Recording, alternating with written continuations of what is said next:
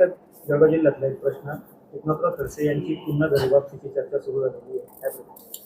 नाही, मी त्यांची घर वापसी होणार असेल हा भाजपचा अंतर्गत विषय आहे. तो ना शिवसेनेशी संबंधित आहे ना माझ्याशी संबंधित आहे. महायुतीमध्ये येते. महायुतीमध्ये आलं तर आपण त्यांचं स्वागतच करू. पण आता खडसे साहेब मला असं वाटतं की बऱ्यापैकी म्हणजे फिजिकली थकलेले वाटत आहेत. आता आले नाही आले तर त्याचा खूप काही फरक पडेल असं मला वाटत नाही. गुलाब भाऊ म्हणतायत की बंद पडलेला पिक्चर आहे, आता लवकर सुरू होतो. ते गुलाब भाऊंचा विषय गुलाब भाऊंजवळ आहे. मी असं पिक्चर नाटक आणि सिनेमावर काही जास्त बोलत नाही. मी जी काय आहे ती वस्तुस्थिती सांगितली. फक्त गिरीश महाजन यांनी एक वक्तव्य केलेलं आहे, ज्यावेळेस 26 आगराचा हल्ला त्या ठिकाणी मुंबईमध्ये झाला होता त्यावेळेस बातमी बघून मला देखील माझं रक्त म्हणजे उसळलं होतं आणि मी बंदूक घेऊन थेट मुंबईकडे निघालो होतो. नाही, तो गिरीश भाऊंचा स्वभावच आहे. तुम्ही जर पाहिलं तर त्यांना त्याच्याकरताच राज्य सरकारने आपत्ती व्यवस्थापन मंत्री केलेलं आहे. त्यांचा स्वभाव आहे की जिथे काही दुर्घटना घडली त्याच्यात सगळ्यात पहिले कोणी दिसत असेल तर त्यांचं नाव गिरीश भाऊ महाजन आहे. त्याच्यामुळे साहजिक आहे, तो स्वभाव आहे. 26/11 असं काही निघालं, माझ्याजवळ उभी असती तर मी बी निघालो असतो, पण माझ्याजवळ तेव्हा रिव्हॉल्वरच नव्हती. आपण त्या ठिकाणी विधानसभेमध्ये तुकाराम मुंढे यांची त्या ठिकाणी कायमस्वरूपी एफडीएचे जे आयुक्त आहेत त्या ठिकाणी त्यांची नेमणूक राहू द्यावी अशी देखील मागणी केलेली. काय सांगा? हे मी खरोखर अगदी अभिमानाने सांगेल की मी तो प्रश्न उचलला आणि हा प्रश्न मला असं वाटतं की खऱ्या अर्थाने महाराष्ट्रातल्या तमाम जनतेच्या मनातला तो प्रश्न होता.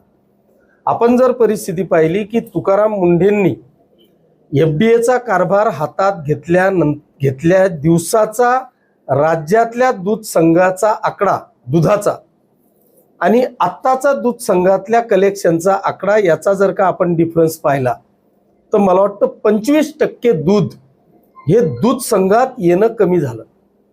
मग हे 25% दूध कुठून येत होतं? तीच परिस्थिती, हे फक्त मी शासकीय दूध संघाचं सांगतोय, प्रायव्हेट डेअऱ्या वेगळ्या आहेत. आज 25% दूध कमी येणं, संकलन कमी होणं फक्त शासकीय दूध संघांमध्ये, याचा अर्थ गेल्या अनेक वर्षापासून आमचे बाल गोपाल सगळे तरुण तरुणी आई बालक वृद्ध ह्या सगळ्यांना विषारी दूध प्यावं लागत होतं. हे आता उघड झालेलं आहे. आणि म्हणूनच तेल तुम्ही जर का गावात गेले तर सुट्टं तेल तुम्हाला आता विकत मिळत नाही, पॅकिंग तेलच तुम्हाला आता विकत मिळतं. दुसऱ्या बाजूला पनीर तुम्ही मागा, गावात तुम्हाला पनीर भेटत नाही. खेड्यांवर जा, प्रत्येकाला व्यसन झालं होतं, शोक झालं होतं विमलच्या पुड्या किंवा आणखी त्या गुटख्याच्या पुड्या. आज अशी परिस्थिती आहे साहेब, दूध, पनीर, सुट्टं तेल, गुटख्याच्या पुड्या ह्या आता पूर्ण महाराष्ट्रात मुश्किलीने कुठेतरी एकदम रिस्क घेणारा घेत असेल तरच, नाही तर महाराष्ट्रात आज ते भेटत नाही. आणि म्हणून आज तमाम शेतकरी तुकाराम मुंढेंचा फोटो लावेल की त्याच्या दुधाला आता खऱ्या अर्थाने भाव मिळायला लागलेला आहे.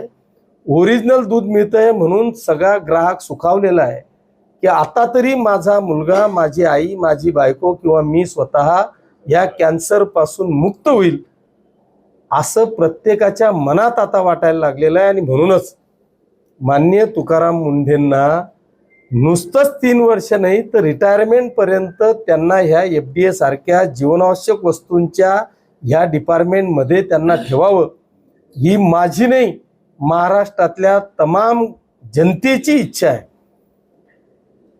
हे तर फक्त लोटलं जातंय हो.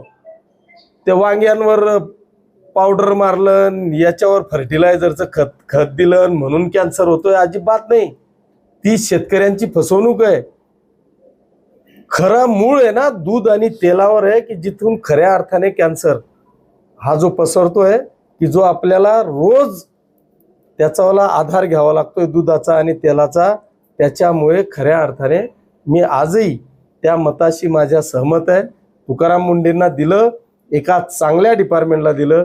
त्यांनी 20 वर्षाच्या सर्व्हिसमध्ये 21 वेळा बदल्या झाल्या. म्हणजे त्यांनी एका चॅनलवर खंत व्यक्त केली की मी आजपर्यंत माझ्या मुलांवर अन्याय केला की ह्या 21 वर्षामध्ये माझ्या मुलांची कोणाशी दोस्ती होऊ शकली नाही. कारण माझी दर 6 महिन्यांनी वर्षभराने बदली होते.